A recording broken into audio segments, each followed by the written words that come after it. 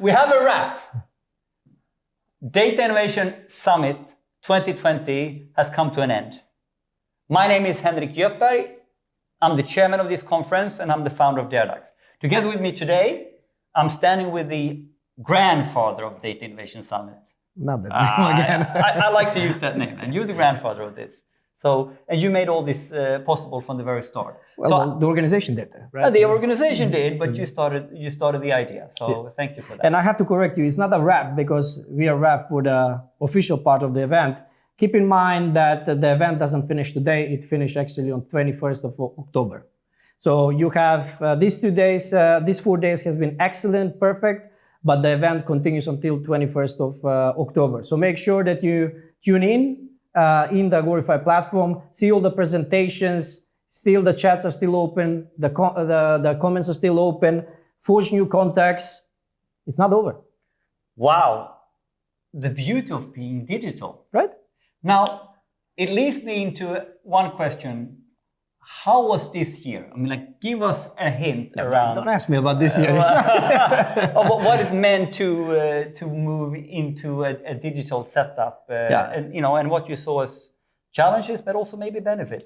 Well, it definitely has been a very challenging year, as for many event industry have suffered quite a lot. But also it pushed us 5 years ahead. So we had to digitalize in only 3 to 4 months. So what was, I will not talk about the negative outputs, I would like to focus on the solutions in this. And I'm very excited about this because, you see, when you usually organize events, you're limited by the format of the event that you create. What means a format? So the format can, usually when you create conferences, you will go to a venue and the venue will have like certain set of rooms.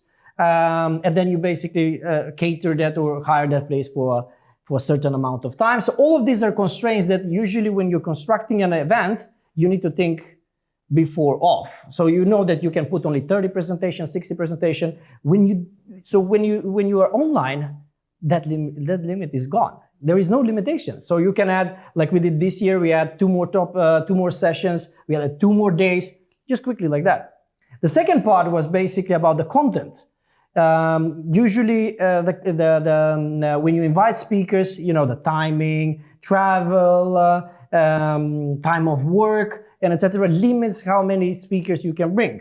This year, we have been fortunate to bring so many speakers that we haven't worked with before. I'm very thankful to the presenters from, for example, Mitsubishi, from Japan. We had Formula One to work with, Google, and many exciting companies that we haven't had before on the event, and it makes me super, super happy because this is what data innovation is. It's a platform for benchmarking between data and AI practitioners, between companies, between industries, countries, regions to that aspect. And the only way how you can do that if you bring them all together. And the third one, which was very, very clear as a result out of this digitalization, it was like we moved step forward into building relationships. So you make instant contacts. How it usually works on conferences like, hi, my name is Goran. We had a very good conversation. You give me your business card. I put it in the left pocket. Go home. By accident, I gave the suit to Chemical Laundry.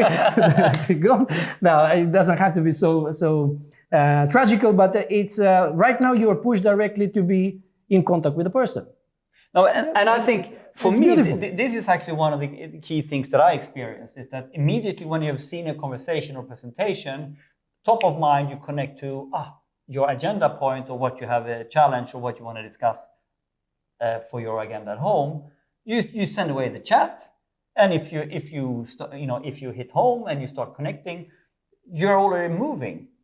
So you're shorten the distance. Number one. Number two, since you have done this all digitally, this is all now in your records. You will find it. It's part of your home workflow. It's there. You can find it. You can find it in your Agorify platform. You can see with with who you have been in contact with. You can refresh your memory. About the discussion. So I love conferencing and networking, and my strength has been talking to everybody.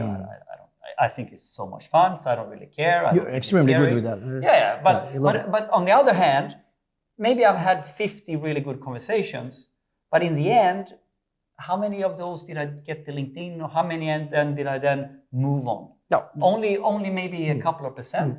Now it's more like the hit rate of my conversations and who I want to talk to, and that it then moves into value for me in my normal job, I think has gone up. Yes. So I think this is one.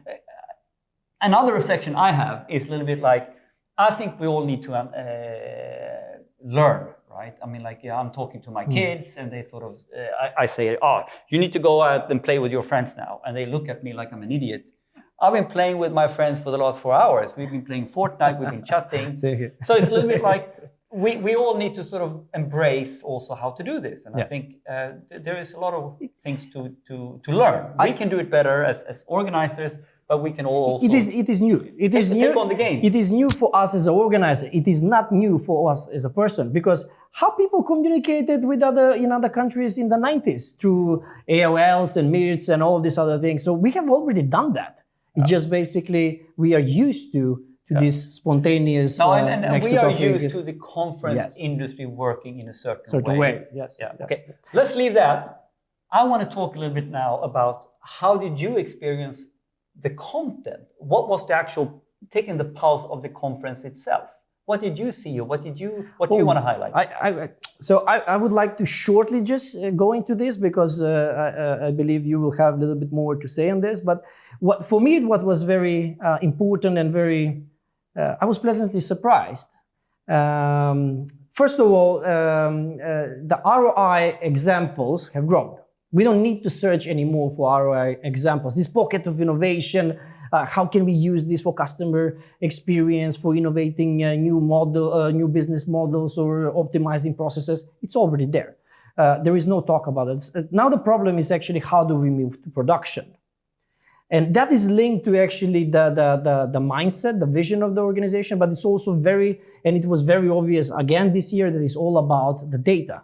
So data management has been a very, very big topic this year. We are talking about everything from moving to cloud to feature stores and infrastructure as a code and ML ops and data ops and many others. And then we have basically also what was also very, very, it made me happy because people finally understood that we can only fast track this if we collaborate.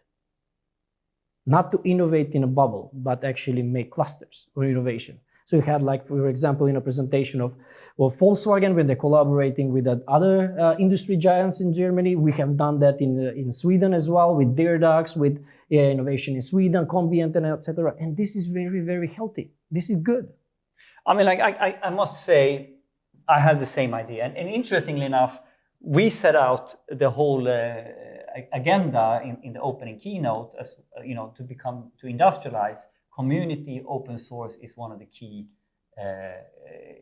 critical enablers. And I think it's many dimensions on this that we need to take on. And how we do it, how we find the platforms and tools, how we, to understand what GitHub is, GitLab, and all these different tools that it's out there doing, to learn what the coding community has done for years, and actually do it open source with everyone, but even open source within your own company. Yes. Yes. The production topic is dear to my heart. I think we have truly grown now in terms of understanding data science to build the algorithm. Is just a tiny, tiny piece of the puzzle to go to production.